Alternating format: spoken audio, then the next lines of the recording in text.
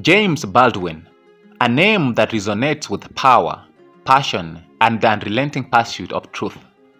Baldwin wasn't just a writer, he was a voice for the voiceless, a man whose words bridge the chasm of race, identity, and humanity.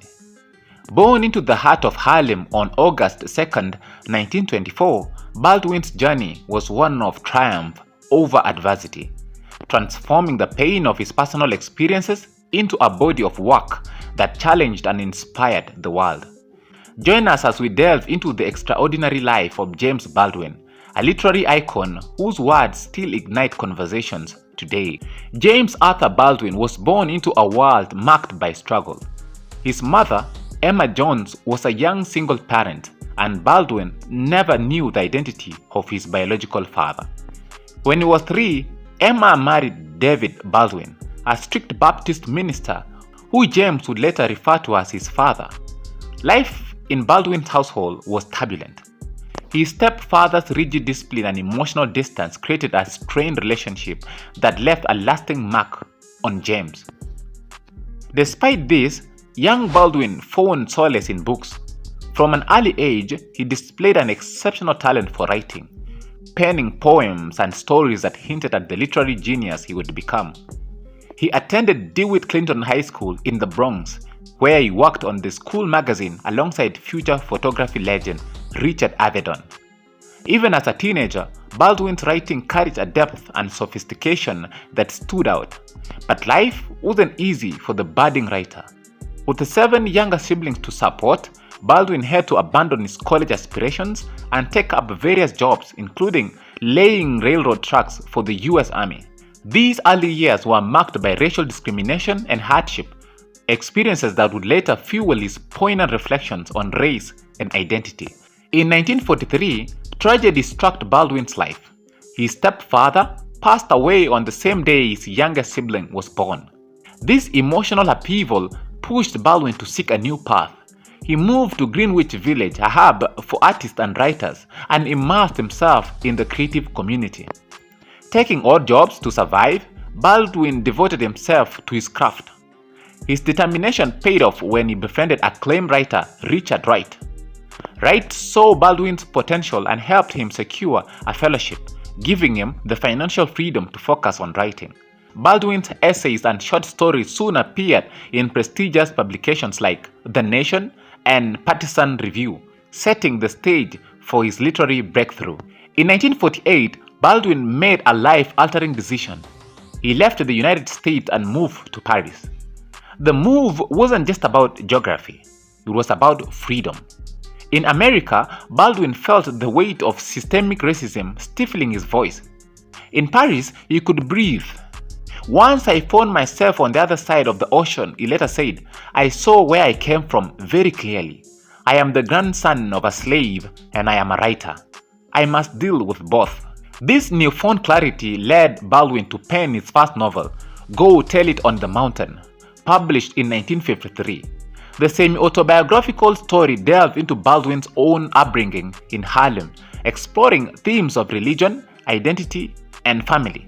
Baldwin later admitted that this was the book he had to write to confront his own pain and relationship with his stepfather. In 1954, Baldwin was awarded a Guggenheim Fellowship.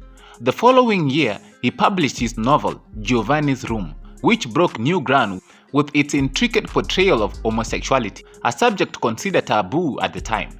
The story focused on an American living in Paris and was hailed for its boldness and depth. Theme of love between men were revisited in Baldwin's later novel, Just Above My Head, which was published in 1978. He also explored interracial relationships and a highly controversial topic during that era, most notably in his 1962 novel, Another Country. Baldwin was open about his homosexuality and his relationship with both men and women. However, he resisted rigid labels, arguing that such categorizations were restrictive. He believed that human sexuality was far more fluid and complex than the binary framework often emphasized in American culture. "If you fall in love with a boy, you fall in love with a boy," Baldwin said during a 1969 interview when asked if homosexuality was unnatural.